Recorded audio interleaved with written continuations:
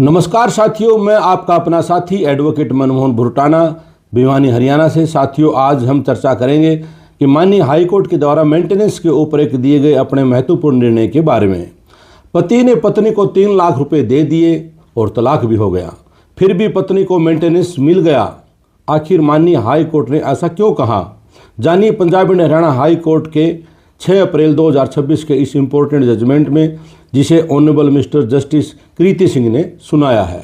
साथियों, इस केस में हस्बैंड बनाम वाइफ का विवाद था। मुख्य सवाल यह था कि जब हस्बैंड पहले ही वाइफ को 3 लाख रुपए लमसम सेटलमेंट या परमानेंट एलिमनी के रूप में दे चुका था, तो क्या वाइफ बाद में भी मेंटेनेंस की मांग कर सकती है? केस के फैक्ट्स बहुत इंटरेस्टिंग हैं।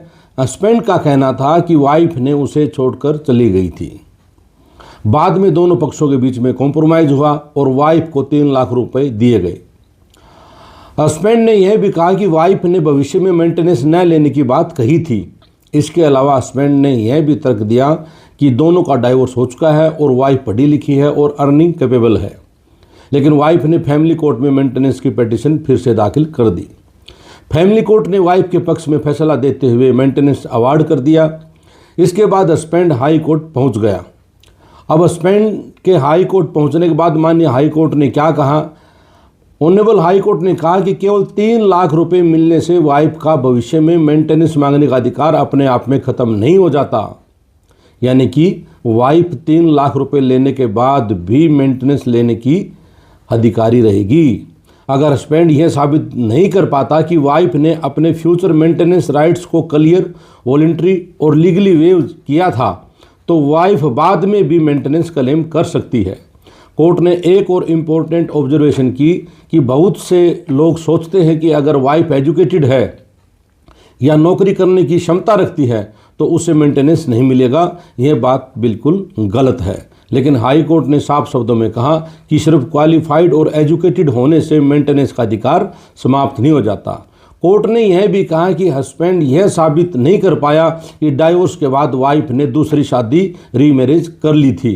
कानून के अनुसार यदि डाइवोर्स्ड वाइफ ने रीमैरिज नहीं की है और वह स्वयं अपना उचित गुजारा नहीं कर पा रही है तो वह मेंटेनेंस मांग सकती है।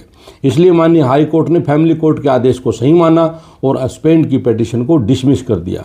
इस महत्वपूर्ण जजमेंट से साथियों, हम 3 महत्वपूर्ण बातें हमारे सामने आती हैं। पहले कि लमसम सेटलमेंट मिलने का मतलब हमेशा मेंटेनेंस राइट का अंत नहीं होता। दूसरी ये कि एजुकेटेड और क्वालिफाइड वाइफ हो तो मेंटेनेंस की हकदार हो सकती है।